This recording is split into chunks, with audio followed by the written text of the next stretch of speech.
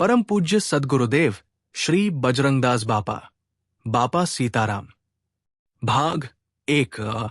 जन्म, परिवार, बचपन और आध्यात्मिक यात्रा की शुरुआत। भारत की संत परंपरा विश्व की सबसे प्राचीन और गौरवशाली आध्यात्मिक परंपराओं में से एक मानी जाती है। इस पावन भूमि पर समय समय पर ऐसे महान संतों ने जन्म लिया जिन्होंने अपने जीवन, त्याग, सेवा और भक्ति के माध्यम से समाज को नई दिशा प्रदान की। कुछ संत अपने प्रभावशाली प्रवचनों से लोगों के जीवन में परिवर्तन लाते हैं, तो कुछ ऐसे भी होते हैं जिनका पूरा जीवन ही एक जीवंत उपदेश बन जाता है। परम पूज्य सद्गुरुदेव श्री बजरंगदास बापा ऐसे ही विलक्षण संतों में से एक थे। उन्होंने अपने संपूर्ण जीवन काल में कभी सार्वजनिक प्रवचन नहीं दिए, कभी बड़े बड़े भाषण नहीं किए और न ही स्वयं को किसी चमत्कारी महापुरुष के रूप में प्रस्तुत किया। फिर भी लाखों लोगों के हृदय में उनके प्रति अटूट श्रद्धा और विश्वास आज भी विद्यमान है। उनके बारे में भक्तों के बीच एक प्रसिद्ध भाव व्यक्त किया जाता है। आंखों से आशीर्वाद देना और मौन आचरण से उपदेश देना, ऐसा समर्थ सद्गुरु विरले ही होता है। वास्तव में बापा का संपूर्ण जीवन ही उनका सबसे बड़ा उपदेश था। उनकी करुणामय दृष्टि जहां पड़ती थी, वहां श्रद्धा, विश्वास और आत्मबल का संचार हो जाता था। परम पूज्य श्री बजरंगदास बापा का जन्म सन 1906 में गुजरात के भावनगर के निकट स्थित आधेवाड़ा गांव में झांझरिया हनुमान जी मंदिर परिसर में हुआ था। उनका जन्म ऐसे परिवार में हुआ जो धार्मिक संस्कारों, साधु सेवा और भक्ति परंपरा से गहराई से जुड़ा हुआ था। उनकी माताजी का नाम शिव कुंवरबा और पिताजी का नाम हीरादास जी था। उनके माता पिता रामानंदी संत परंपरा से जुड़े हुए श्रद्धालु एवं धार्मिक विचारों वाले व्यक्ति थे। बचपन से ही उन्हें भक्ति, सेवा, त्याग और संतों के सम्मान के संस्कार प्राप्त हुए। उनका मूल नाम भक्तिराम था। बाद में यही बालक आगे चलकर पूरे गुजरात और विशेष रूप से सौराष्ट्र क्षेत्र में बापा सीताराम के नाम से प्रसिद्ध हुआ। उस समय भारत अंग्रेजी शासन के अधीन था। ग्रामीण क्षेत्रों में शिक्षा और आधुनिक सुविधाओं का अभाव था। लोगों का जीवन सरल था, लेकिन आर्थिक कठिनाइयां भी कम नहीं थी। ऐसे वातावरण में पले बढ़े भक्तिराम के भीतर प्रारंभ से ही सांसारिक आकर्षणों की अपेक्षा आध्यात्मिकता के प्रति विशेष झुकाव दिखाई देने लगा। सामान्य बालकों की तरह खेलकूद में रुचि लेने के साथ साथ उन्हें संतों और साधुओं के संपर्क में बैठना अधिक प्रिय लगता था। वे धार्मिक कथाएं सुनना पसंद करते थे और ईश्वर भक्ति से संबंधित वातावरण में विशेष आनंद अनुभव करते थे। कहा जाता है कि बाल्यकाल से ही उनके भीतर करुणा और सेवा की भावना असाधारण रूप से विकसित थी। वे किसी दुखी या जरूरतमंद व्यक्ति को देखकर सहज ही उसकी सहायता करने के लिए प्रेरित हो जाते थे। परिवार के धार्मिक वातावरण ने उनके मन पर गहरा प्रभाव डाला। धीरे धीरे उनके भीतर ये भावना मजबूत होती गई कि जीवन का उद्देश्य केवल स्वयं के लिए जीना नहीं, बल्कि समाज और मानवता की सेवा करना भी है। लगभग 11 वर्ष की आयु में उनके जीवन ने एक नया मोड़ लिया। इस आयु से उन्होंने साधु संतों की संगति को गंभीरता से अपनाना प्रारंभ कर दिया। जहां कहीं भी संतों का प्रवास होता, वहां जाने का अवसर खोजते।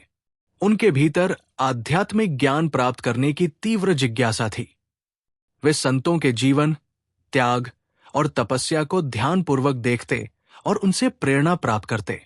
ये वही समय था जब उनके भीतर वैराग्य और ईश्वर प्रेम के बीज और अधिक मजबूत होने लगे। युवावस्था की ओर बढ़ते हुए भक्तिराम का झुकाव पूरी तरह आध्यात्मिक जीवन की ओर हो गया। सांसारिक सुख सुविधाएं उन्हें आकर्षित नहीं कर पाती थी। उनका मन किसी ऐसे गुरु की खोज में था जो उन्हें जीवन का वास्तविक उद्देश्य समझा सके। भारतीय संत परंपरा में गुरु को अत्यंत महत्वपूर्ण स्थान दिया गया है।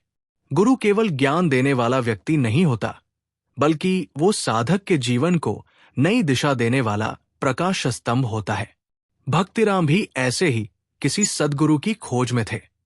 इसी खोज के दौरान उनके जीवन में वो शुभ क्षण आया जिसने उनके भविष्य की दिशा बदल दी।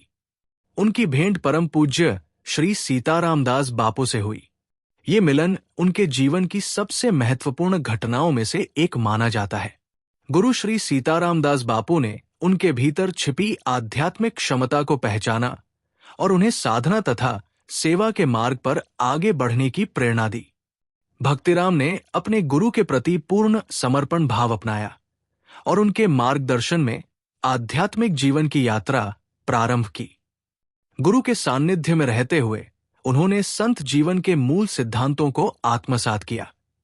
विनम्रता, सेवा, त्याग, अनुशासन और ईश्वर भक्ति उनके व्यक्तित्व का अभिन्न हिस्सा बनने लगे। गुरु के आदेश को वे ईश्वर की आज्ञा के समान मानते थे। यही गुरु भक्ति आगे चलकर उनके संपूर्ण जीवन की सबसे बड़ी शक्ति बनी। कहा जाता है कि युवा अवस्था में उन्होंने अपने गुरु के साथ नासिक कुंभ मेले की यात्रा भी की। कुंभ मेला भारत की प्राचीन आध्यात्मिक परंपरा का एक महान केंद्र रहा है, जहां देश भर के संत, महात्मा और साधक एकत्रित होते हैं। इस यात्रा ने उनके आध्यात्मिक दृष्टिकोण को और व्यापक बनाया। विभिन्न संतों, संप्रदायों और साधना पद्धतियों का प्रत्यक्ष अनुभव प्राप्त करने का अवसर उन्हें मिला। इससे उनके भीतर आध्यात्मिक साधना के प्रति और अधिक दृढ़ता उत्पन्न हुई। इसके बाद उनके जीवन की यात्रा उन्हें चित्रकूट तक ले गई। चित्रकूट भारतीय आध्यात्मिक परंपरा का एक अत्यंत पवित्र स्थान माना जाता है। भगवान श्रीराम के जीवन से जुड़ी अनेक स्मृतियां इस क्षेत्र से संबंधित है। मंदाकिनी नदी के तट पर स्थित ये भूमि सदियों से ऋषियों, मुनियों और संतों की तपोभूमि रही है। श्री बजरंगदास बापा ने भी इसी पावन क्षेत्र में कठोर साधना और तपस्या का मार्ग अपनाया। उन्होंने एकांत, अनुशासन और ईश्वर स्मरण के माध्यम से अपने जीवन को आध्यात्मिक साधना के लिए समर्पित कर दिया। चित्रकूट में बिताए गए ये वर्ष उनके व्यक्तित्व के निर्माण में अत्यंत महत्वपूर्ण सिद्ध हुए। यही उनके भीतर सेवा और साधना का अद्भुत संतुलन विकसित हुआ। वे केवल व्यक्तिगत मुक्ति या आध्यात्मिक उपलब्धि तक सीमित नहीं रहना चाहते थे, बल्कि समाज के कल्याण को भी अपनी साधना का हिस्सा मानते थे। धीरे धीरे उनकी आध्यात्मिक शक्ति, आत्मविश्वास और लोक कल्याण की भावना और अधिक परिपक्व होती गई। भक्त परंपरा के अनुसार माना जाता है कि लगभग 28 वर्ष की आयु तक पहुंचते पहुंचते उन्होंने उच्च स्तर की आध्यात्मिक सिद्धि प्राप्त कर ली थी। यद्यपि उन्होंने कभी स्वयं अपने आध्यात्मिक अनुभवों का प्रदर्शन नहीं किया, लेकिन उनके गुरु और समकालीन संत उनके भीतर विकसित हो चुकी आध्यात्मिक क्षमता को पहचानते थे। यही वो समय था जब उनके जीवन का अगला अध्याय प्रारंभ होने वाला था। एक ऐसा अध्याय जिसमें उन्हें केवल साधक नहीं, बल्कि समाज के सेवक और लोक कल्याण के लिए समर्पित संत के रूप में कार्य करना था। चित्रकूट की तपस्या ने उन्हें भीतर से पूर्ण रूप से तैयार कर दिया था। अब समय आ गया था कि वे अपनी साधना के फल को समाज के कल्याण में समर्पित करें। आगे चलकर गुरु की प्रेरणा और ईश्वर की इच्छा से उनकी यात्रा गुजरात के सौराष्ट्र क्षेत्र की ओर मुड़ी, जहां बगदाना की पवित्र धरती उनके जीवन कर्मक्षेत्र के रूप में स्थापित होने वाली थी। वहीं से प्रारंभ होने वाली सेवा, त्याग, अन्नदान, राष्ट्र प्रेम और मानवता की अद्भुत गाथा आने वाले वर्षों में लाखों लोगों के लिए प्रेरणा का स्रोत बनेगी। भाग 1b, गुरु सान्निध्य, साधना यात्रा और आध्यात्मिक निर्माण का विस्तार। श्री बजरंगदास बापा के जीवन में गुरु प्राप्ति वह निर्णायक मोड़ था जिसने उनके संपूर्ण जीवन की दिशा को साधारण मानव जीवन से उठाकर एक उच्च आध्यात्मिक उद्देश्य की ओर मोड़ दिया। भारतीय संत परंपरा में ये विश्वास गहराई से स्थापित है कि बिना गुरु के आत्मज्ञान और जीवन का वास्तविक मार्ग प्राप्त नहीं हो सकता। यही कारण था कि भक्तिराम, जो आगे चलकर बापा सीताराम के नाम से प्रसिद्ध हुए, अपने जीवन में एक ऐसे मार्गदर्शक की खोज में थे जो उन्हें केवल ज्ञान ही नहीं, बल्कि अनुभव और साधना के माध्यम से सत्य का बोध करा सके।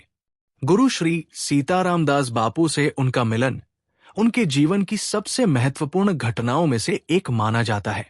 ये भेंट केवल दो व्यक्तियों का मिलन नहीं था, बल्कि एक साधक और उसके आध्यात्मिक भविष्य के बीच का दिव्य संबंध था। गुरु ने उनके भीतर की गहराई को समझा और उनके सरल, विनम्र और सेवाभावी स्वभाव को देखकर ये पहचान लिया कि ये साधारण युवक आगे चलकर समाज के लिए एक प्रेरणा स्रोत बन सकता है। गुरु के सान्निध्य में आने के बाद उनके जीवन में अनुशासन, समर्पण और साधना की एक नई धारा प्रवाहित होने लगी।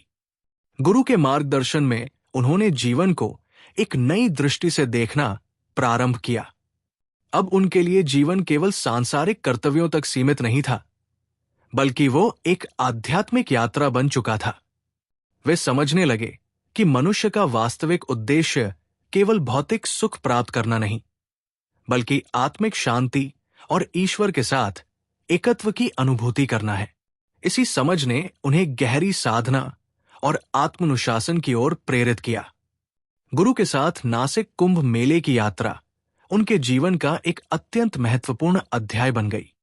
कुंभ मेला केवल एक धार्मिक आयोजन नहीं, बल्कि भारत की आध्यात्मिक एकता का प्रतीक माना जाता है, जहां देश भर के संत, महात्मा और साधक एकत्रित होकर ज्ञान और अनुभव का आदान प्रदान करते हैं। इस वातावरण में रहकर उन्होंने विभिन्न संत परंपराओं, साधना पद्धतियों और आध्यात्मिक विचारधाराओं को प्रत्यक्ष रूप से समझा। ये अनुभव उनके भीतर व्यापक दृष्टिकोण विकसित करने में सहायक बना। इसके पश्चात उनकी यात्रा चित्रकूट की ओर बढ़ी, जो भारतीय आध्यात्मिक इतिहास में अत्यंत पवित्र स्थान माना जाता है। मंदाकिनी नदी के तट पर स्थित ये भूमि वर्षों से ऋषियों और संतों की तपोभूमि रही है। यहां उन्होंने कठोर साधना, आत्मचिंतन और एकांत जीवन के माध्यम से अपने भीतर की चेतना को और अधिक गहराई प्रदान की। चित्रकूट का शांत वातावरण उनके साधना जीवन के लिए अत्यंत अनुकूल सिद्ध हुआ। यहां उन्होंने ये अनुभव किया कि वास्तविक साधना बाहरी जगत से दूर भागने में नहीं, बल्कि भीतर की अशांति को शांत करने में निहित है। इस साधना काल में उनका जीवन अत्यंत सरल और अनुशासित हो गया। वे अल्प भोजन करते, अधिक समय मौन में व्यतीत करते और निरंतर ईश्वर स्मरण में लीन रहते। उनका ध्यान केवल व्यक्तिगत मुक्ति पर नहीं था, बल्कि धीरे धीरे उनके भीतर ये भावना भी विकसित होने लगी कि यदि उन्हें कोई आध्यात्मिक शक्ति प्राप्त होती है, तो उसका उपयोग समाज के कल्याण के लिए होना चाहिए। यही विचार आगे चलकर उनके जीवन की सबसे बड़ी पहचान बना। लगभग 28 वर्ष की आयु तक पहुंचते पहुंचते उनके जीवन में एक गहन आध्यात्मिक परिपक्वता आ चुकी थी। यद्यपि उन्होंने कभी अपनी आध्यात्मिक उपलब्धियों का प्रदर्शन नहीं किया, लेकिन उनके व्यवहार, उनकी शांति और उनके आचरण से यह स्पष्ट झलकता था कि वे एक साधारण साधक से आगे बढ़कर एक उच्च आध्यात्मिक अवस्था की ओर अग्रसर हो चुके हैं। उनके गुरु और समकालीन संतों के बीच भी उनके इस परिवर्तन को गहरी श्रद्धा के साथ देखा जाता था। इस पूरी यात्रा के दौरान उन्होंने एक महत्वपूर्ण सिद्धांत को आत्मसात किया कि आध्यात्मिकता का अर्थ केवल ध्यान और साधना नहीं, बल्कि जीवन के प्रत्येक क्षण को जागरूकता और सेवा के साथ जीना है। ये सिद्धांत आगे चलकर उनके संपूर्ण जीवन का आधार बन गया। उन्होंने समझ लिया था कि यदि मनुष्य अपने कर्म को ईश्वर के प्रति समर्पित भाव से करता है, तो वही कर्म साधना बन जाता है। उनकी ये आध्यात्मिक यात्रा उन्हें इस बोध तक ले गई कि सेवा ही सबसे बड़ा धर्म है और करुणा ही सबसे बड़ा साधन। यही कारण था कि जब उन्होंने आगे चलकर बगदाना की भूमि को अपनी कर्म भूमि के रूप में चुना, तो वो केवल एक स्थान परिवर्तन नहीं था, बल्कि उनकी साधना का सामाजिक रूपांतरण था। अब उनका जीवन केवल व्यक्तिगत साधना नहीं, बल्कि समाज के उत्थान की दिशा में समर्पित होने वाला था। इस प्रकार भाग 1b में यह स्पष्ट होता है कि श्री बजरंगदास बापा का जीवन केवल जन्म और बचपन की कहानी नहीं था, बल्कि एक गहरी आध्यात्मिक यात्रा थी, जो गुरुदीक्षा, साधना, अनुभव और आत्मज्ञान के माध्यम से धीरे धीरे एक महान सेवा धर्म में परिवर्तित हो रही थी। यही वो आधार था जिस पर आगे चलकर बगदाणा धाम और उनकी लोक सेवा की विशाल परंपरा स्थापित हुई। भाग 2 बगदाणा आगमन, मौन उपदेश और सेवा यात्रा का प्रारंभ। चित्रकूट की तपोभूमि में वर्षों तक कठोर साधना और गुरु आज्ञा का पालन करने के बाद श्री बजरंगदास बापा का जीवन एक नए चरण में प्रवेश करने वाला था। उन्होंने अपने आध्यात्मिक जीवन में जो ज्ञान, आत्मबल, धैर्य और करुणा अर्जित की थी, अब उसका उद्देश्य केवल व्यक्तिगत साधना नहीं बल्कि समाज का कल्याण था। भारतीय संत परंपरा में यह माना जाता है कि सच्ची तपस्या तभी पूर्ण होती है जब उसका फल समाज को समर्पित किया जाए। श्री बजरंगदास बापा भी इसी आदर्श को अपने जीवन में उतारने वाले संत थे। गुरु श्री सीताराम दास बापू की प्रेरणा और ईश्वर की इच्छा के अनुसार उन्होंने गुजरात की ओर प्रस्थान किया। ये यात्रा केवल स्थान परिवर्तन नहीं थी बल्कि लाखों लोगों के जीवन में प्रकाश फैलाने वाले एक नए अध्याय की शुरुआत थी। लगभग सन 1941-42 के आसपास श्री बजरंगदास बापा सौराष्ट्र के भावनगर जिले में स्थित छोटे से गांव बगदाणा पहुंचे। उस समय का बगदाणा आज के विकसित तीर्थस्थल जैसा नहीं था। ये एक अत्यंत साधारण, पिछड़ा और सीमित संसाधनों वाला गांव था। सड़कें कच्ची थी, यातायात की सुविधाएं बहुत कम थी और अनेक स्थानों तक पहुंचना भी कठिन था। ग्रामीण जीवन सादगीपूर्ण था, लेकिन आर्थिक और सामाजिक चुनौतियां भी कम नहीं थी। ऐसे समय में किसी संत का इस छोटे से गांव को अपनी कर्म भूमि बनाना सामान्य घटना नहीं थी। परंतु संतों की दृष्टि बाहरी सुविधाओं पर नहीं बल्कि वहां रहने वाले लोगों की आवश्यकताओं और ईश्वर की प्रेरणा पर होती है। श्री बजरंगदास बापा ने भी बगदाणा को इसलिए चुना क्योंकि वे वही सेवा का दीप जलाना चाहते थे जहां उसकी सबसे अधिक आवश्यकता थी। बगदाणा पहुंचने के बाद उन्होंने किसी बड़े आश्रम, भवन या प्रतिष्ठा की इच्छा नहीं की। उनका जीवन अत्यंत सादा था। वे साधारण वस्त्र पहनते, अल्प भोजन करते और अपना अधिकांश समय ईश्वर स्मरण तथा लोगों की सेवा में बिताते। उनके जीवन का प्रत्येक क्षण अनुशासन, संयम और भक्ति से भरा हुआ था। वे स्वयं को कभी महान संत नहीं कहते थे और न ही लोगों से विशेष सम्मान की अपेक्षा रखते थे। उनके लिए सबसे बड़ा धर्म सेवा था और सबसे बड़ी साधना भगवान का निरंतर स्मरण। श्री बजरंगदास बापा के जीवन की सबसे विलक्षण विशेषताओं में से एक उनका मौन था। उन्होंने अपने जीवन काल में कभी सार्वजनिक प्रवचन नहीं दिए। उन्होंने बड़े मंचों से भाषण नहीं किए, न ही शास्त्रार्थ किए। वे मानते थे कि यदि मनुष्य स्वयं अपने जीवन में सत्य, सेवा, करुणा और विनम्रता को उतार ले तो उसके आचरण से ही सबसे बड़ा उपदेश मिलता है। इसी कारण आज भी उनके बारे में श्रद्धापूर्वक कहा जाता है, बापा का जीवन ही उनका उपदेश था। वे कम बोलते थे, लेकिन उनका मौन भी लोगों को बहुत कुछ सिखा देता था। उनके चेहरे की शांति, उनकी आंखों की करुणा और उनका सरल जीवन ही लोगों के लिए प्रेरणा बन गया। भक्तों का अनुभव था कि जब वे बापा के दर्शन करते तो उन्हें शब्दों की आवश्यकता ही महसूस नहीं होती थी। उनकी कृपामय दृष्टि से लोगों के मन में आशा, शांति और आत्मविश्वास का संचार होता था। अनेक श्रद्धालु अपने जीवन की कठिनाइयां लेकर उनके पास आते। बापा धैर्यपूर्वक उनकी बातें सुनते, कभी कभी केवल मुस्कुराकर देखते या आशीर्वाद स्वरूप हाथ उठा देते। भक्तों का विश्वास था कि उनके इस मौन आशीर्वाद से उन्हें मानसिक शक्ति और जीवन में आगे बढ़ने की प्रेरणा मिलती थी। ऐसे अनुभव भक्त परंपरा और व्यक्तिगत श्रद्धा का हिस्सा है और इन्हीं कारणों से लोगों का उनके प्रति विश्वास दिन प्रतिदिन बढ़ता गया। धीरे धीरे बगदाणा में लोगों को ये अनुभव होने लगा कि ये संत केवल साधना में लीन रहने वाले महात्मा नहीं हैं, बल्कि हर दुखी और जरूरतमंद व्यक्ति के सच्चे हितैषी हैं। कोई भूखा आता तो उसे भोजन मिलता, कोई निराश आता तो उसे आशा मिलती, कोई दुखी आता तो उसे सांत्वना मिलती।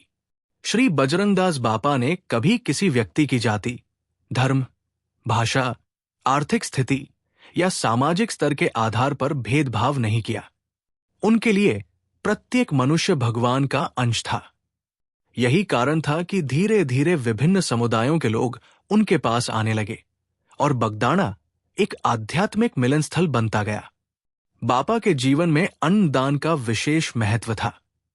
उनका विश्वास था कि भूखे व्यक्ति को भोजन कराना सबसे बड़ा पुण्य है। वे कहते नहीं थे, बल्कि स्वयं करके दिखाते थे।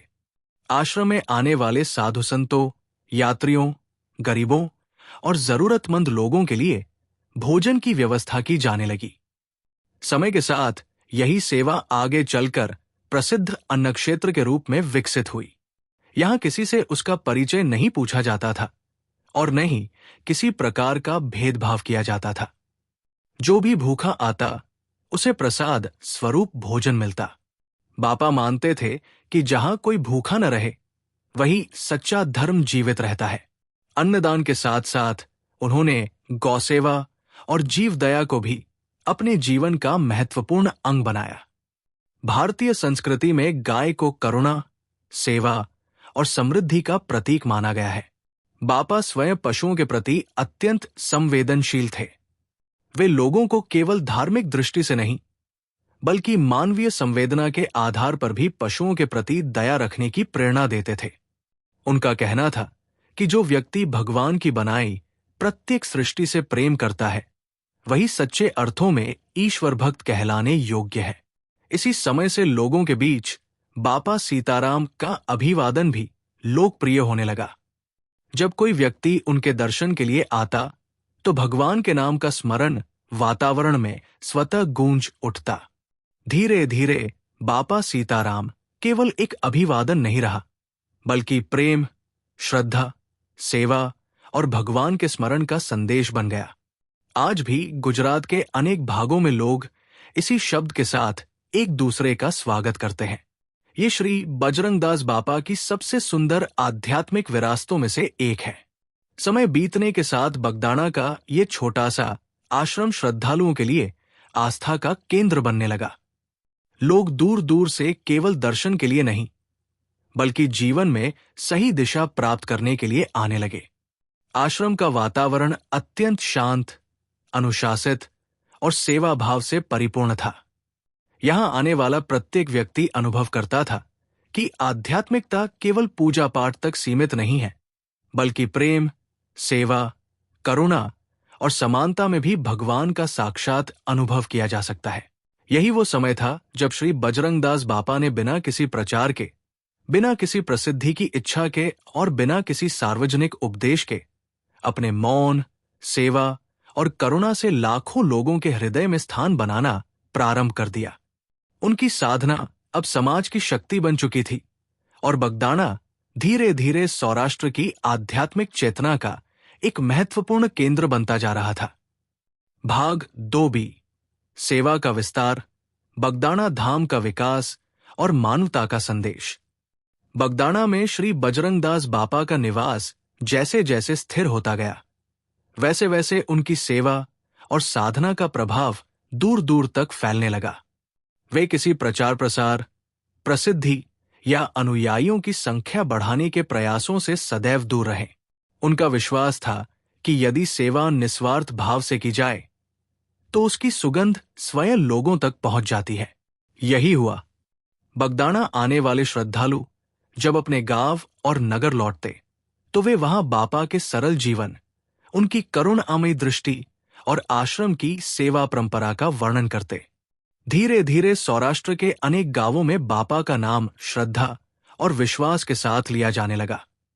लोग उन्हें किसी चमत्कार दिखाने वाले संत के रूप में नहीं, बल्कि सेवा, प्रेम और त्याग की सजीव प्रतिमूर्ति के रूप में देखने लगे। बगदाणा धाम की सबसे बड़ी पहचान बनता गया उसका अन्न क्षेत्र। श्री बजरंगदास बापा का दृढ़ विश्वास था कि किसी भी धर्म की वास्तविक परीक्षा इस बात से होती है कि वो भूखे, पीड़ित और असहाय लोगों के लिए क्या करता है। इसलिए आश्रम में आने वाले प्रत्येक व्यक्ति के लिए भोजन की व्यवस्था की जाती थी। चाहे वो साधु हो, किसान हो, मजदूर हो, व्यापारी हो, यात्री हो या कोई निर्धन व्यक्ति, सभी को समान सम्मान के साथ भोजन कराया जाता था। बापा स्वयं इस सेवा को भगवान की पूजा मानते थे। वे कहते नहीं थे, बल्कि अपने जीवन से ये संदेश देते थे कि जिस थाली में प्रेम और करुणा परोसी जाती है, वही सबसे बड़ा प्रसाद है। इसी अन्न क्षेत्र की परंपरा आगे चलकर बगदाना धाम की सबसे बड़ी पहचान बन गई और आज भी हजारों श्रद्धालुओं तक उसी भावना के साथ पहुंच रही है। श्री बजरंगदास बापा ने अपने आश्रम में किसी भी प्रकार का ऊंच नीच या भेदभाव स्वीकार नहीं किया। उस समय भारतीय समाज अनेक सामाजिक विभाजनों से गुजर रहा था, लेकिन बापा के लिए हर व्यक्ति समान था। उनके सामने किसी की जाति, धर्म, भाषा, आर्थिक स्थिति या सामाजिक प्रतिष्ठा का कोई महत्व नहीं था। वे प्रत्येक व्यक्ति में ईश्वर का अंश देखते थे। यही कारण था कि उनके आश्रम में सभी लोग एक साथ बैठकर भोजन करते, एक दूसरे का सम्मान करते और सेवा के कार्यों में सहभागी बनते। बापा का ये मौन व्यवहार स्वयं समाज सुधार का एक शक्तिशाली संदेश था। उन्होंने किसी मंच से समानता का भाषण नहीं दिया, बल्कि अपने जीवन से उसे साकार करके दिखाया। उनकी सेवा केवल मनुष्यों तक सीमित नहीं थी। वे पशु पक्षियों और समस्त जीव जगत के प्रति भी अत्यंत करुणामय थे। आश्रम में आने वाली गायों और अन्य पशुओं की सेवा को वे पुण्य का कार्य मानते थे। गौसेवा उनके जीवन का अभिन्न अंग थी। वे लोगों को समझाते थे कि करुणा केवल मनुष्य तक सीमित नहीं रहनी चाहिए। भगवान की बनाई प्रत्येक सृष्टि का सम्मान करना और उसकी रक्षा करना भी धर्म का महत्वपूर्ण अंग है। इसीलिए बगदाना धाम में गौसेवा की परंपरा समय के साथ और अधिक सुदृढ़ होती गई। श्री बजरंगदास बापा का जीवन अनुशासन, सादगी और संतोष का अनुपम उदाहरण था। वे स्वयं अत्यंत साधारण जीवन जीते थे। उनके पास वैभव का कोई आकर्षण नहीं था। जो कुछ भी आश्रम में आता, उसे वे समाज की सेवा का साधन मानते थे, व्यक्तिगत सुविधा का नहीं। उनके लिए आश्रम किसी व्यक्ति की संपत्ति नहीं, बल्कि समाज की अमानत था। यही कारण था कि आश्रम में आने वाला प्रत्येक दान समाज के कल्याण, अन्नदान, गौसेवा और लोक सेवा के कार्यों में लगाया जाता था। इस पारदर्शिता और निस्वार्थता ने लोगों का विश्वास और भी दृढ़ कर दिया। समय के साथ बापा के प्रति श्रद्धा रखने वाले भक्तों की संख्या निरंतर बढ़ती गई। लोग अपने जीवन की कठिनाइयों, मानसिक तनाव, पारिवारिक समस्याओं और आध्यात्मिक जिज्ञासाओं के साथ उनके पास आते थे। श्री बजरंगदास बापा अधिकांश समय मौन रहते, परंतु उनका मौन भी लोगों के लिए गहन प्रेरणा बन जाता। कई बार वे केवल अपनी शांत दृष्टि से सामने वाले को देखते और भक्त इसे अपने जीवन का सबसे बड़ा आशीर्वाद मानते।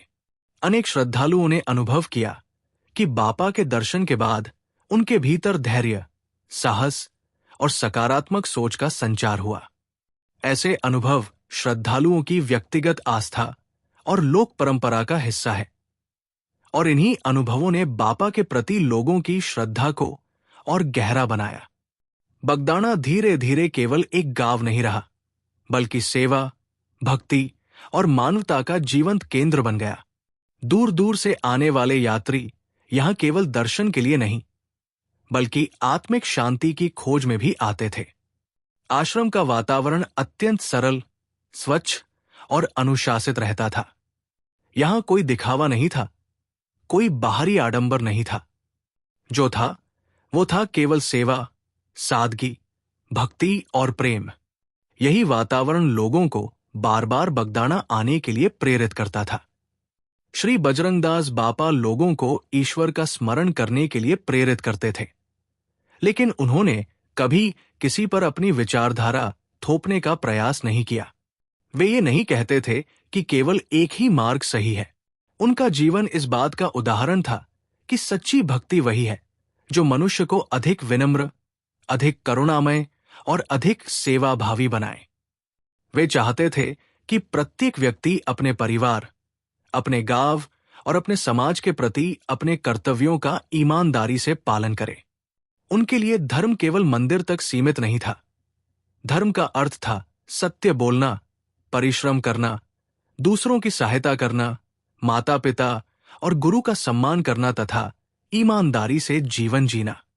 इसी काल में बापा सीताराम का अभिवादन लोगों के जीवन का हिस्सा बन गया। ये केवल 2 शब्द नहीं थे, बल्कि एक संपूर्ण जीवन दर्शन था। बापा शब्द में वात्सल्य, संरक्षण और गुरु कृपा का भाव था, जबकि सीताराम भगवान श्रीराम और माता सीता की मर्यादा, करुणा, त्याग और धर्म का स्मरण कराता था। जब लोग एक दूसरे को बापा सीताराम कहकर संबोधित करते, तो उसके साथ ईश्वर का स्मरण, प्रेम और सद्भाव का संदेश भी स्वतः जुड़ जाता। यही कारण है कि ये अभिवादन आज भी गुजरात के अनेक क्षेत्रों में श्रद्धा के साथ बोला जाता है और श्री बजरंगदास बापा की जीवित विरासत का प्रतीक माना जाता है। धीरे धीरे बगदाणा धाम का प्रभाव केवल धार्मिक क्षेत्र तक सीमित नहीं रहा। ये समाज में नैतिकता, सेवा, अनुशासन और मानवीय मूल्यों का भी केंद्र बन गया। अनेक परिवार अपने बच्चों को यहां लाकर सेवा का महत्व सिखाते थे। लोग अपने जीवन के शुभ अवसरों पर अन्नदान और सेवा कार्यों में सहयोग करने लगे। इस प्रकार आश्रम केवल पूजा का स्थान नहीं रहा, बल्कि समाज को जोड़ने वाला एक जीवंत परिवार बन गया। श्री बजरंगदास बापा ने ये सिद्ध कर दिया कि किसी संत की महानता उसके चमत्कारों में नहीं, बल्कि उसके चरित्र में होती है। उन्होंने अपने मौन, सेवा, सादगी और प्रेम से जो आध्यात्मिक क्रांति प्रारंभ की, वो बिना किसी शोर शराबे के लाखों लोगों के जीवन तक पहुंची। उनके लिए प्रत्येक दिन ईश्वर की सेवा का अवसर था और प्रत्येक व्यक्ति भगवान का स्वरूप। यही सोच आगे चलकर उनके जीवन की सबसे बड़ी पहचान बनी। इसी बीच उनके जीवन में ऐसे अवसर भी आए जब उन्होंने केवल आध्यात्मिक ही नहीं, बल्कि राष्ट्रीय और सामाजिक दायित्वों का भी अद्भुत उदाहरण प्रस्तुत किया। उन्होंने ये सिद्ध किया कि सच्चा संत केवल आश्रम तक सीमित नहीं रहता, बल्कि राष्ट्र, समाज और मानवता के प्रति भी समान रूप से उत्तरदायी होता है। आने वाले वर्षों में भूदान आंदोलन, राष्ट्रीय सुरक्षा के लिए योगदान, शिक्षा के क्षेत्र में कार्य और अनेक ऐतिहासिक सेवाएं उनके जीवन को भारतीय संत परंपरा में एक विशिष्ट स्थान दिलाने वाली थी। भाग 3A, राष्ट्र प्रेम, भूदान आंदोलन और समाज सेवा का विस्तार। श्री बजरंगदास बापा का जीवन केवल आध्यात्मिक साधना और आश्रम सेवा तक सीमित नहीं था, बल्कि वो एक ऐसा जीवन था जिसमें राष्ट्र प्रेम, समाज सेवा और मानवता के प्रति गहरी जिम्मेदारी का भाव समाहित था।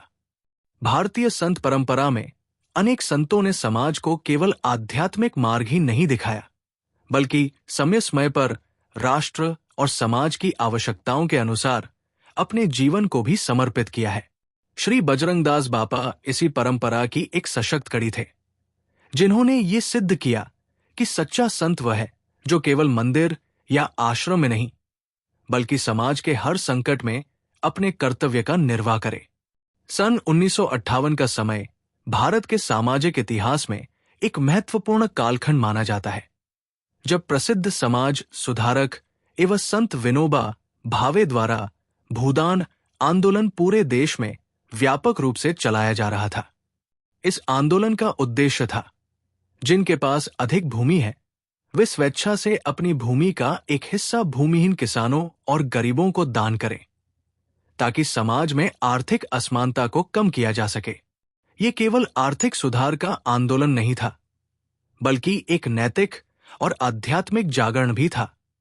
इस आंदोलन ने समाज के विभिन्न वर्गों को सेवा और त्याग की भावना से जोड़ने का प्रयास किया। इसी कालखंड में श्री बजरंगदास बापा ने भी इस सामाजिक परिवर्तन में अपनी सक्रिय भूमिका निभाई। उन्होंने न केवल इस विचार का समर्थन किया, बल्कि स्वयं भूमि क्रय करके उसे भूदान आंदोलन में समर्पित किया। ये उनका अत्यंत महत्वपूर्ण निर्णय था, जो उनके जीवन के सेवाभाव को और अधिक स्पष्ट करता है। उनके लिए दान केवल शब्द नहीं था, बल्कि एक जीवंत कर्म था।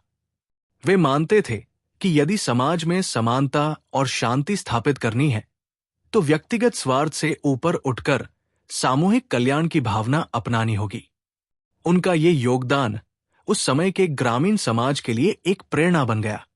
उनका ये कार्य केवल एक आर्थिक योगदान नहीं था, बल्कि एक नैतिक संदेश था कि आध्यात्मिकता का वास्तविक अर्थ त्याग और सेवा में निहित है।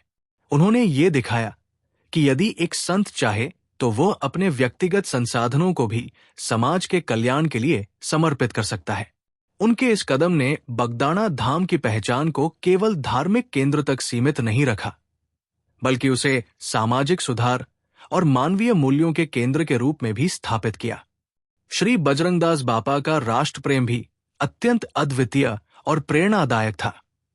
उनका विश्वास था कि धर्म और राष्ट्र एक दूसरे से अलग नहीं है।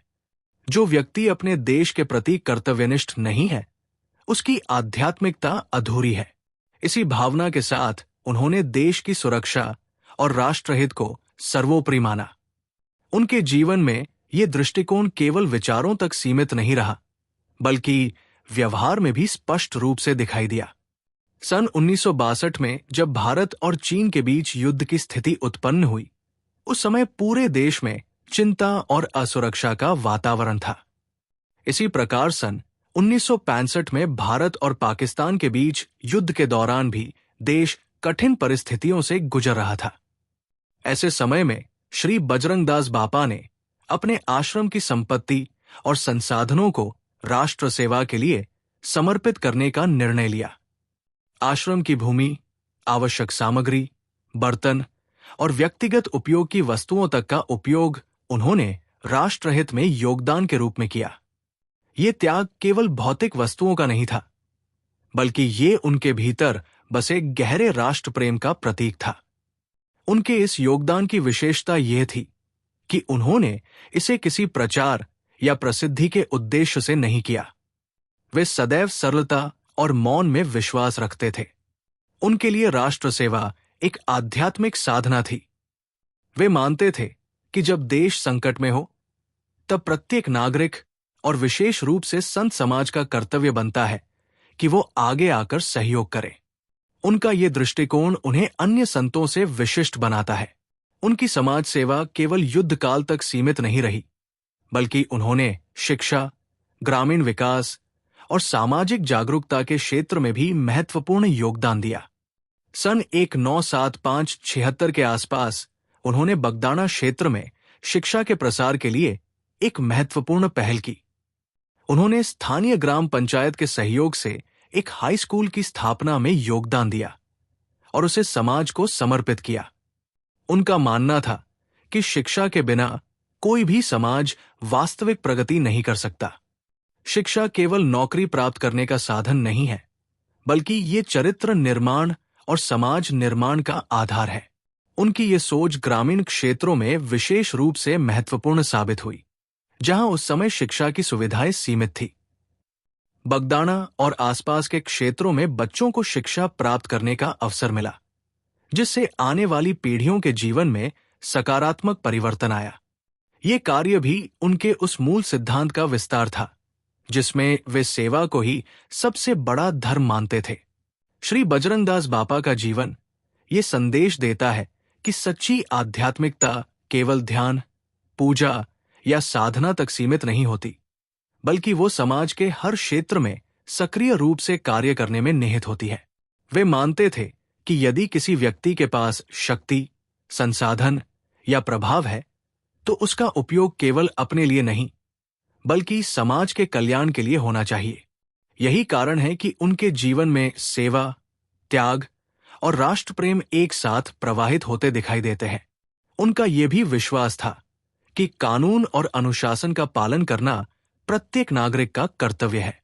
वे स्वयं भी नियमों का पालन करते थे और दूसरों को भी इसके लिए प्रेरित करते थे। उनके अनुसार एक सच्चा संत वही है जो समाज में अनुशासन और नैतिकता को बढ़ावा दे।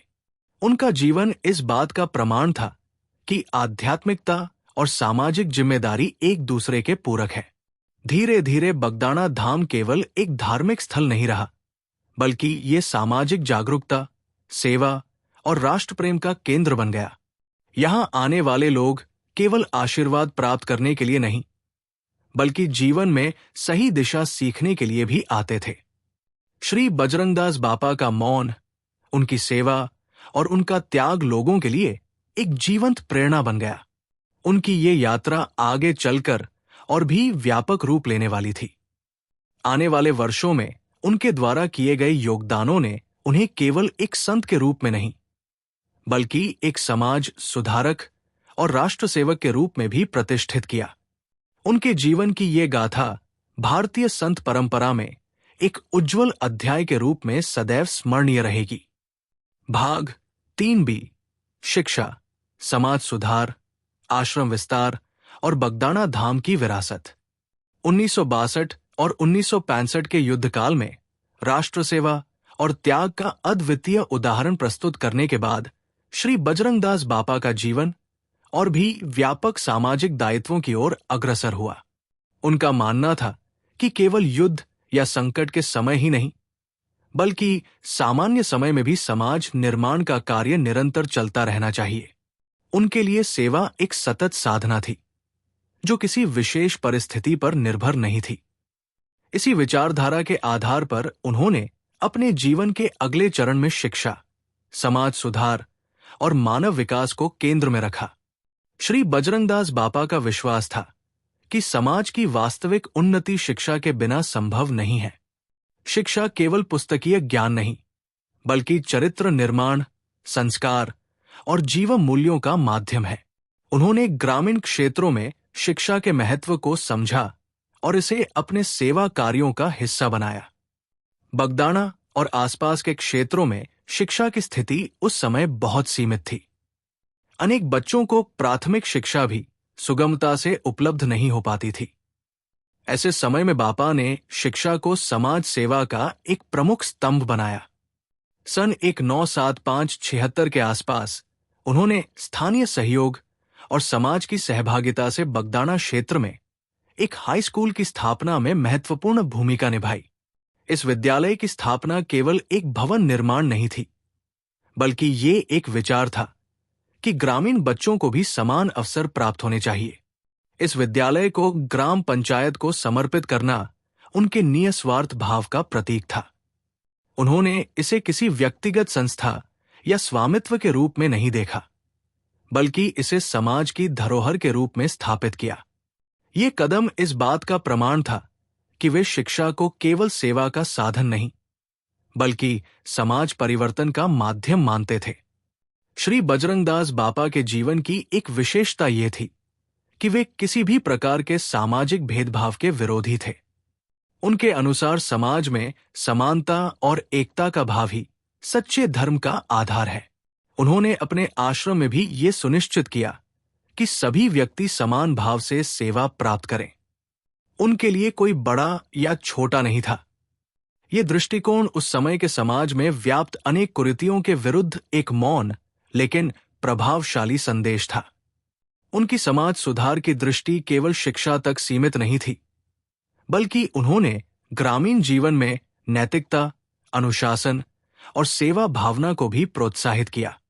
वे लोगों को सरल जीवन जीने, ईमानदारी से परिश्रम करने और दूसरों की सहायता करने के लिए प्रेरित करते थे। उनका मानना था कि यदि प्रत्येक व्यक्ति अपने कर्तव्यों का ईमानदारी से पालन करे, तो समाज में किसी भी प्रकार की अव्यवस्था नहीं रह सकती। समय के साथ बगदाना धाम का प्रभाव केवल सौराष्ट्र तक सीमित नहीं रहा, बल्कि ये पूरे गुजरात और आसपास के क्षेत्रों में एक महत्वपूर्ण आध्यात्मिक केंद्र के रूप में प्रसिद्ध हो गया।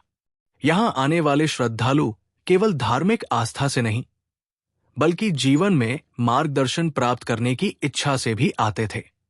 आश्रम का वातावरण अत्यंत शांत, अनुशासित और सेवा प्रधान था। यहां किसी प्रकार का प्रदर्शन नहीं था, केवल साधना, सेवा और भक्ति का वातावरण था। श्री बजरंगदास बापा का जीवन स्वयं एक शिक्षाप्रद ग्रंथ की तरह था। उन्होंने कभी भी अपने विचारों को थोपने का प्रयास नहीं किया, बल्कि अपने आचरण से लोगों को प्रेरित किया। उनका मौन ही उनकी सबसे बड़ी शक्ति थी। वे कम बोलते थे, लेकिन जब भी कोई उनके पास आता तो उनकी उपस्थिति मात्र से ही उसे शांति और आत्मबल का अनुभव होता था। भक्तों का विश्वास था कि उनके दर्शन मात्र से मन की उलझनें कम हो जाती थी और जीवन के प्रति एक नई दृष्टि प्राप्त होती थी। बगदाना धाम में समय के साथ अनेक सेवा कार्य विकसित हुए। अन्न क्षेत्र, गौ सेवा, साधु संतों की सेवा और यात्रियों के लिए विश्राम व्यवस्था यहां की प्रमुख सेवाएं बन गई।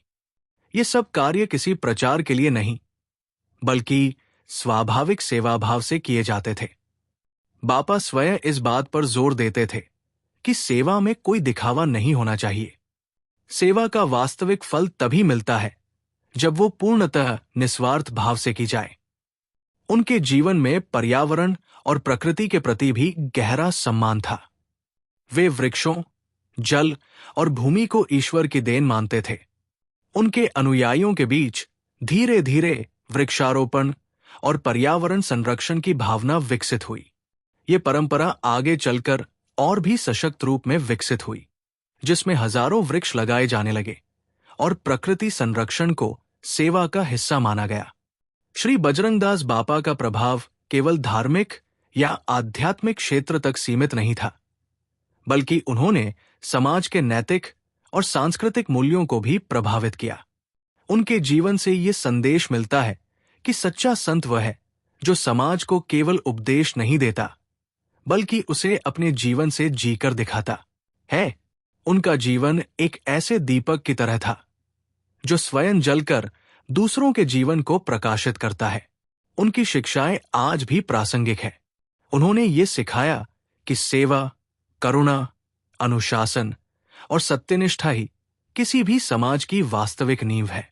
यदि मनुष्य इन मूल्यों को अपने जीवन में अपनाए तो समाज में शांति, समरसता और प्रगति स्वाभाविक रूप से स्थापित हो सकती है। बगदाना धाम आज जिस रूप में प्रतिष्ठित है, उसकी नींव श्री बजरंगदास बापा के इन्हीं विचारों और कार्यों पर आधारित है। ये केवल एक धार्मिक स्थल नहीं, बल्कि एक जीवंत परंपरा है जो सेवा, भक्ति और मानवता के मूल्यों को आगे बढ़ा रही है। यहां आने वाला प्रत्येक व्यक्ति केवल दर्शन नहीं करता, बल्कि जीवन में एक नई प्रेरणा लेकर लौटता है। उनका जीवन ये सिद्ध करता है कि महानता शब्दों में नहीं, बल्कि कर्मों में होती है। बिना किसी प्रचार, बिना किसी दिखावे और बिना किसी स्वार्थ के उन्होंने जो सेवा की, वो आज भी लोगों के हृदय में जीवित है। यही उनकी सबसे बड़ी विरासत है। भाग 4 जीवन दर्शन, प्रमुख शिक्षाएं और भक्ति भाव का गहन संदेश। श्री बजरंगदास बापा का संपूर्ण जीवन केवल घटनाओं की श्रृंखला नहीं था, बल्कि एक ऐसा गहन जीवन दर्शन था जो मौन, सेवा, करुणा और आत्मसंयम पर आधारित था। भारतीय संत परंपरा में कुछ महापुरुष ऐसे हुए हैं जिनका प्रभाव उनके शब्दों से अधिक उनके आचरण से महसूस किया गया। बापा उन्हीं विरले संतों में से एक थे।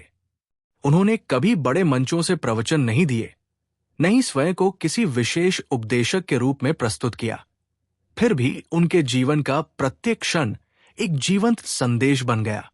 उनका मानना था कि यदि मनुष्य अपने कर्म को शुद्ध कर ले तो शब्दों की आवश्यकता स्वयं समाप्त हो जाती है। उनका सबसे प्रमुख जीवन संदेश यह था कि सच्ची भक्ति प्रदर्शन में नहीं, बल्कि सेवा में निहित है। वे ये मानते थे कि ईश्वर को पाने का मार्ग केवल पूजा पाठ या बाहरी अनुष्ठानों से नहीं, बल्कि करुणा, सत्य और परोपकार के माध्यम से होकर जाता है। उन्होंने अपने जीवन में इस सिद्धांत को पूर्ण रूप से जीकर दिखाया। उनके लिए हर भूखा व्यक्ति भगवान का रूप था, हर पीड़ित व्यक्ति सेवा का अवसर था और हर जरूरतमंद व्यक्ति करुणा का पात्र था। यही भावना उनके अन्न क्षेत्र, गौसेवा और लोक सेवा के सभी कार्यों की आधारशिला बनी। श्री बजरंगदास बापा का जीवन ये सिखाता है कि सादगी ही सबसे बड़ी शक्ति है। वे अत्यंत सरल जीवन जीते थे। उनके पास न कोई दिखावा था और न ही किसी प्रकार की भौतिक महत्वाकांक्षा। वे मानते थे कि अधिक संग्रह मनुष्य को बांधता है, जबकि सादगी उसे मुक्त करती है। यही कारण था कि वे आश्रम के संसाधनों को कभी व्यक्तिगत स्वार्थ के रूप में नहीं देखते थे, बल्कि उन्हें समाज की सेवा का माध्यम मानते थे। उनका ये दृष्टिकोण आज के भौतिकवादी युग में अत्यंत प्रासंगिक है, जहां मनुष्य अधिक पाने की दौड़ में अपने वास्तविक सुख और शांति को खो देता है। उनकी एक और महत्वपूर्ण शिक्षा ये थी कि सेवा ही सच्चा धर्म है। वे कहते नहीं थे, लेकिन अपने कार्यों से ये स्पष्ट कर देते थे कि धर्म का वास्तविक अर्थ दूसरों की सहायता करना है। उनके लिए धर्म का अर्थ किसी संप्रदाय या परंपरा तक सीमित नहीं था, बल्कि वह एक सार्वभौमिक मूल्य था जो मानवता को जोड़ता है।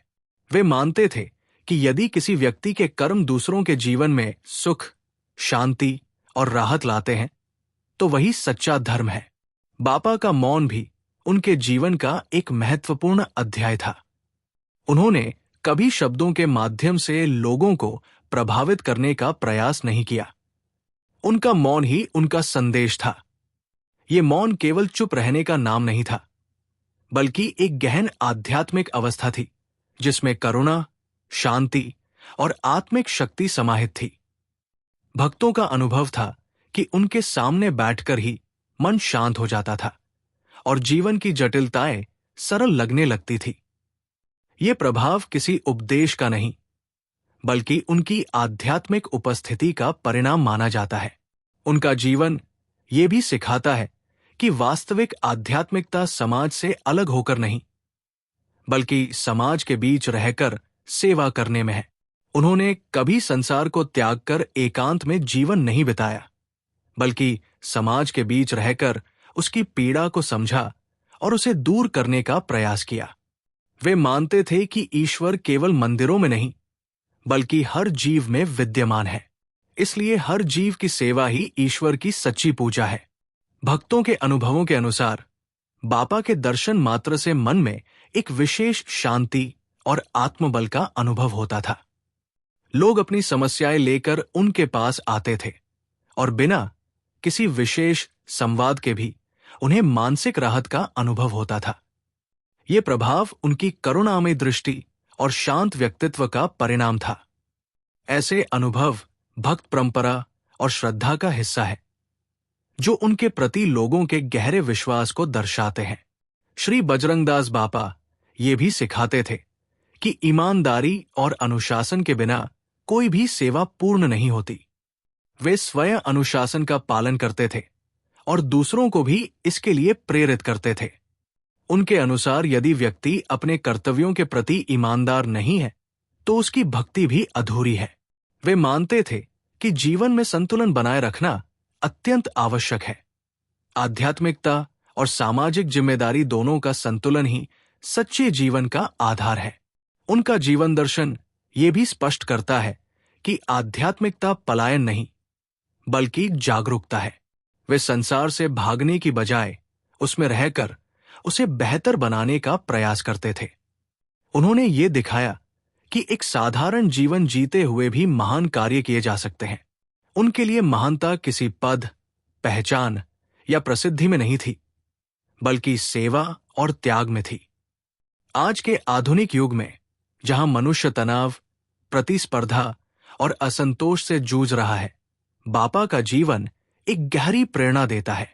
उनका संदेश है कि यदि मनुष्य अपने जीवन में सादगी, सेवा और करुणा को अपनाए, तो वो न केवल दूसरों के जीवन में प्रकाश फैला सकता है, बल्कि स्वयं भी आंतरिक शांति प्राप्त कर सकता है। उनका जीवन ये सिद्ध करता है कि सच्चा सुख बाहरी उपलब्धियों में नहीं, बल्कि आंतरिक संतोष में निहित है। उनकी शिक्षाएं केवल धार्मिक नहीं, बल्कि सार्वभौमिक है। वे किसी एक समुदाय या क्षेत्र तक सीमित नहीं है।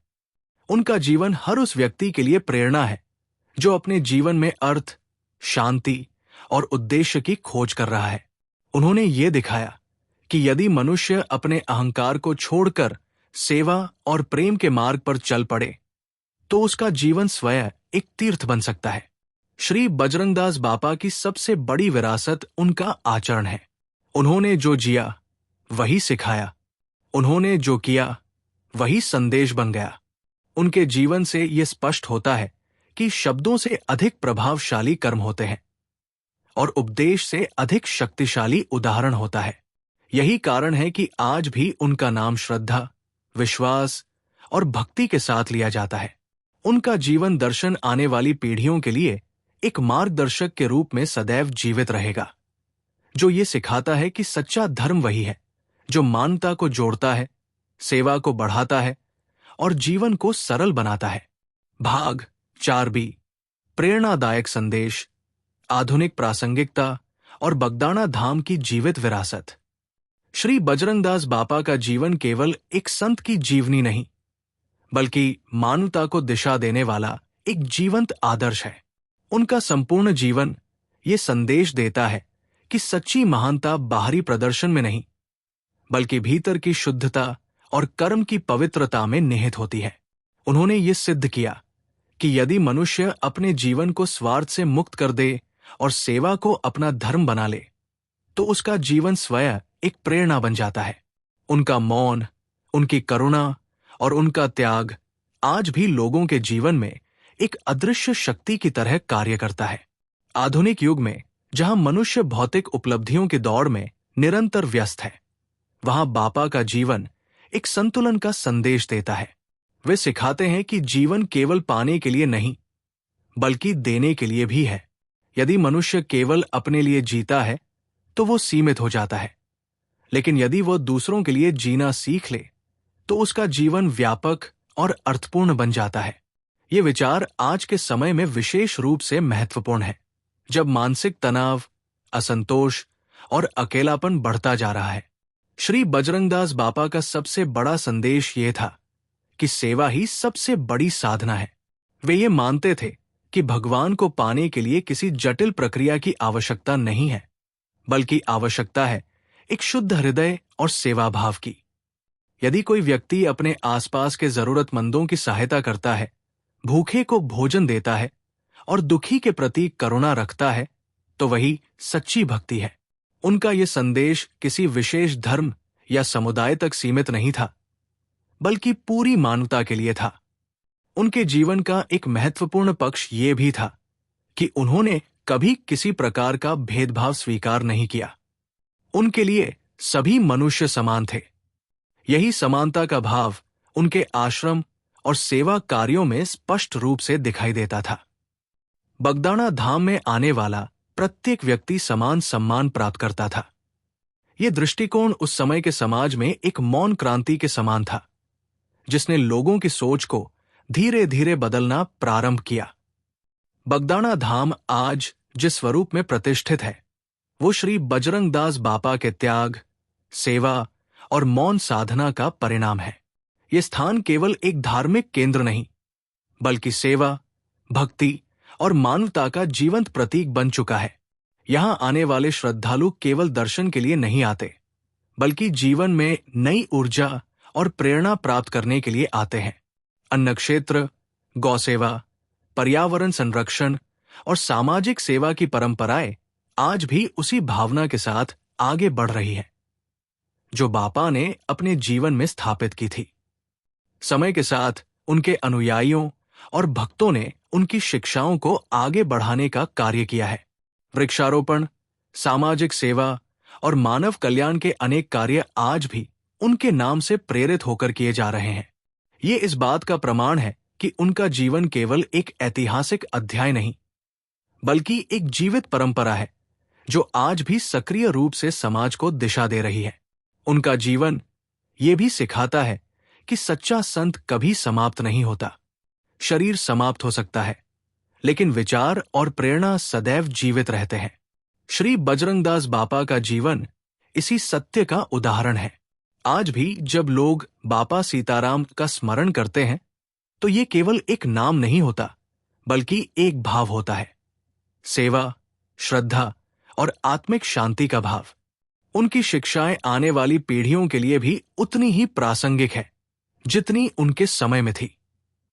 चाहे वो परिवार हो, समाज हो या राष्ट्र, हर स्तर पर उनके विचार मार्गदर्शन प्रदान करते हैं। वे सिखाते हैं कि जीवन में संतुलन, अनुशासन और करुणा बनाए रखना अत्यंत आवश्यक है। यदि मनुष्य इन मूल्यों को अपनाता है तो वो न केवल अपने जीवन को सुधार सकता है बल्कि समाज में भी सकारात्मक परिवर्तन ला सकता है। श्री बजरंगदास बापा का जीवन इस बात का प्रमाण है कि महान कार्यों के लिए बड़े शब्दों की आवश्यकता नहीं होती।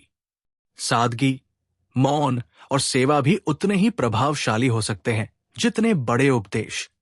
उन्होंने बिना किसी प्रचार के, बिना किसी प्रसिद्धि की इच्छा के, केवल अपने कर्मों के माध्यम से लाखों लोगों के हृदय में स्थान बनाया। उनका समापन संदेश ये है कि मनुष्य को अपने जीवन को केवल व्यक्तिगत उपलब्धियों तक सीमित नहीं रखना चाहिए, बल्कि उसे समाज और मानवता के कल्याण के लिए समर्पित करना चाहिए। यही सच्चा धर्म है, यही सच्ची साधना है और यही सच्चा जीवन उद्देश्य है। अंततः श्री बजरंगदास बापा का जीवन हमें ये सिखाता है कि यदि मनुष्य अपने भीतर प्रेम, करुणा और सेवा की भावना को जागृत कर ले तो उसका जीवन स्वयं एक तीर्थ बन सकता है। उनका नाम आज भी श्रद्धा, विश्वास और प्रेरणा का प्रतीक है और भविष्य में भी रहेगा। अगर आपको यह वीडियो पसंद आया हो तो कृपया वीडियो को लाइक करें, हमारे चैनल को सब्सक्राइब करें और बेल आइकन अवश्य दबाएं ताकि हमारी हर नई और ज्ञानवर्धक वीडियो की जानकारी आपको सबसे पहले मिल सके। हमारा उद्देश्य सरल और उपयोगी ज्ञान को अधिक से अधिक लोगों तक पहुंचाकर अगली पीढ़ी तक ज्ञान का हस्तांतरण करना है। यदि आपको यह वीडियो उपयोगी लगा हो तो इसे अपने मित्रों, परिवार और सहकर्मियों के साथ अवश्य साझा करें। आपका एक लाइक, एक सब्सक्राइब और एक शेयर हमारे इस ज्ञान अभियान को आगे बढ़ाने में अमूल्य योगदान देता है। धन्यवाद।